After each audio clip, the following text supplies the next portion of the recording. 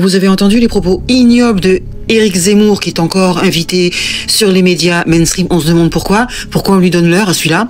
Vous avez vu ce qu'il a osé dire? Je vais vous faire écouter la vidéo juste après. C'est incroyable. Donc, en réaction au drame de la famille Boubacar, assassinée il y a quelques jours par un homme d'origine bosniaque, Éric Zemmour ose dire que si on avait expulsé donc sa famille, il serait encore en vie. Voilà ce qu'il ose dire. C'est ignoble. C'est de l'ignominie et ça passe crème sur les médias. Personne ne l'arrête. Hein. On lui dit « Oh, mais il est français, il est né en France. » Et il est français, oui, mais il aurait dû être expulsé avant sa majorité. Donc le Malien, vous avez compris que c'est la victime. Donc en clair, en résumé, la victime aurait dû être expulsée pour ne pas mourir. Si tu n'étais pas là, tu ne serais pas mort. Voilà le raccourci de ces gens, soi-disant des intellectuels. Waouh, ça fait peur, moi je vous le dis. Et le pire dans tout ça, vous savez ce que c'est? C'est que Zemmour lui-même est d'origine berbère, c'est lui qui le dit, est naturalisé donc français, n'a jamais caché donc que ses parents étaient venus d'Algérie, et pourtant il instrumentalise les origines pour hiérarchiser les morts. Voilà, juger qui mérite la vie, c'est ça en gros. Voilà, c'est incroyable. En gros, le problème c'est le Malien. Il n'aurait pas dû être là. Il n'aurait même pas dû exister, si je comprends bien sa logique. Il y a des moments où le masque tombe. Je ne comprends pas les gens qui suivent ce type de personnes. Vraiment, c'est...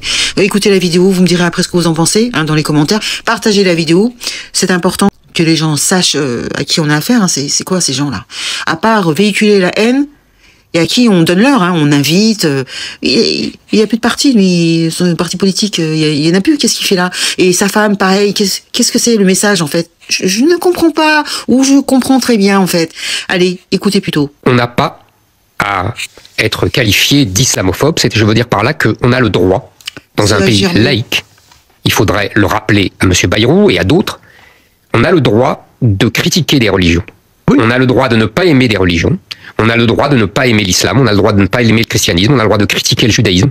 Je veux dire, dans le pays de Voltaire, ça serait quand même malheureux qu'on ne puisse plus critiquer une religion. Ça, c'est une première chose.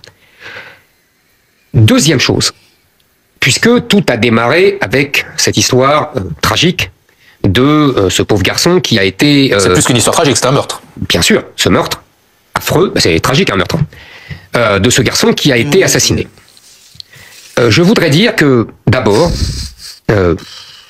les deux personnes en cause n'auraient pas dû être en France.